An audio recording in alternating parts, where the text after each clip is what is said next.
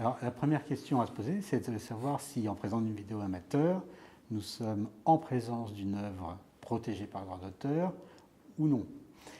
Là, le critère, il est extrêmement simple, il va être de savoir si la vidéo en question est une œuvre originale ou pas. Et une œuvre originale, c'est une œuvre dans laquelle on peut déceler l'empreinte de la personnalité de l'auteur, c'est-à-dire que l'auteur de la vidéo a fait un certain nombre de choix de nature esthétique, artistique, que ce soit dans le montage, le cadrage, l'habillage, éventuellement la présence de musique, etc., mais qui, par ses choix, a montré sa personnalité. Et bien, dans ce cas de figure, on aura affaire à une œuvre protégée, une vidéo protégée par le droit d'auteur. Et pour l'exploitation de cette vidéo, il faudra s'assurer qu'un certain nombre de précautions ont bien été prises pour avoir le droit d'exploiter cette vidéo.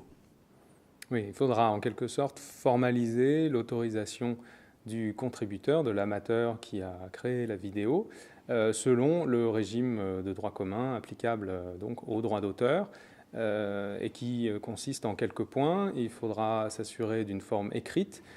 S'agissant de CGU, on prêtera une attention particulière à leur opposabilité. Il faudra être attentif à la liste précise des droits cédés.